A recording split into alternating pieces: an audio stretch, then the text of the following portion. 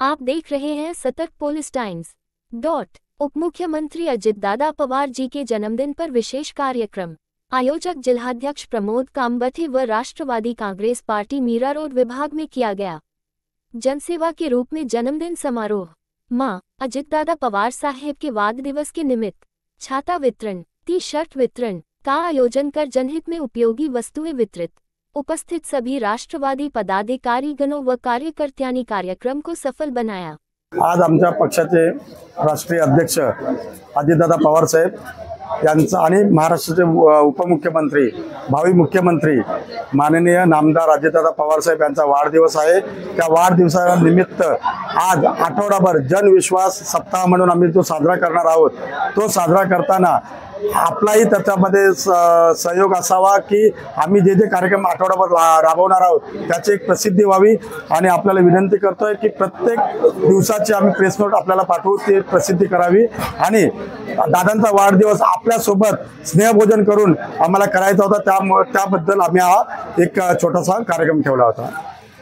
कार्यक्रम तो होतच राहणार, पण या शहराचे जे मूळ प्रश्न आहेत त्यावरती आपण आपल्या शहरामध्ये आम दिले जात आहे, खराब रस्ते आहेत, शहरामध्ये नको त्या गोष्टी कार शेड बनवून येत आहे, त्याबद्दल काम करणार नाही। खरोखर शहरामध्ये जे आज ड्रग्स वगैरे ड्रग्स माफिया इथे वाढलेले आहेत, त्या ड्रग्स माफियांना आपल्यासारखे जागरूक पत्रकार या ड्रग्स माफियांना पकडून पोलिसांपर्यंत देत आहेत।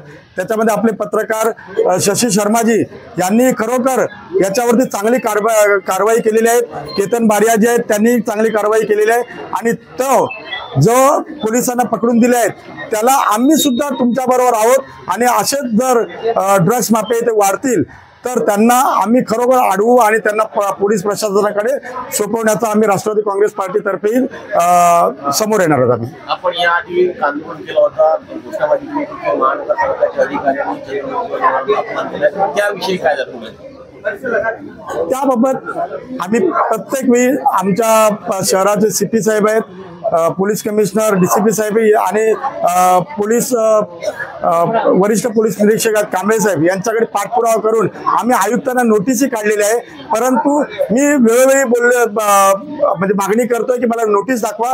नोटीस मला इथे दाखवले, फक्त नगरपालिकेत नोटीस पोहोचली नाहीत असा कालपर्यंतचा रिपोर्ट आहे। आठवडा तर लागत नाही त्यांना पोहोचण्यासाठी। कुठून दिल्लीवरून की कुठून बाहेरच्या देशातून जर नोटीस आली असेल तर आपण समजू शकतो की 3-4 दिवसामध्ये पोहोचेल, पण आठवडा झाले तरी पण आयुक्तांना नोटीस अजून पोहोचलेली नाही।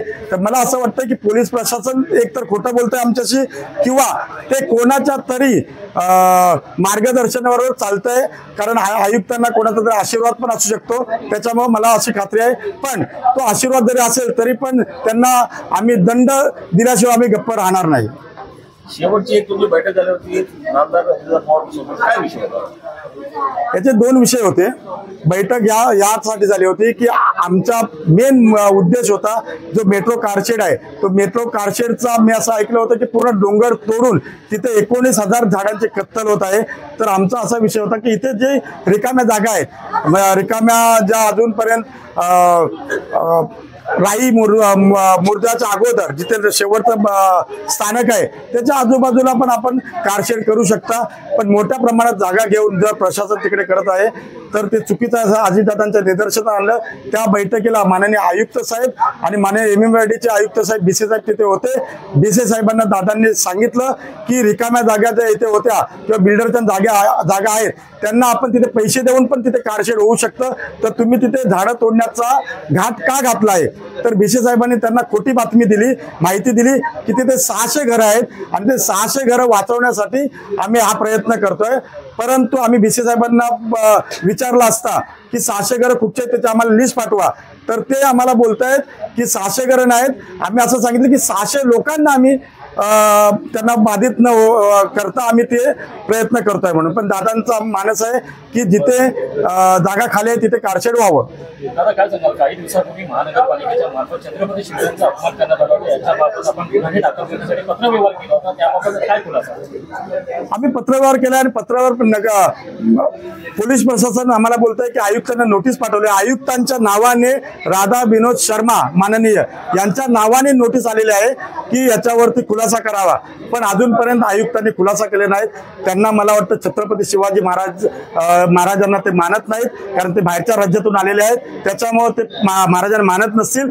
त्यांना लाज वाटते स्वतः की माफी मागावी जनतेची, ती पण त्यांना कदाचित लाज वाटत असेल म्हणून त्यांनी खुलासा पण पाठवत नाहीत. पण आम्ही नक्कीच हा गुन्हा दाखल, पिंपळे मॅडम आहेत, उपायुक्त आणि आयुक्तांवर गुन्हा दाखल होण्यासाठी पाठपुरावा करतोय. जमल्यास मी कोर्टात पण जाणार आहे.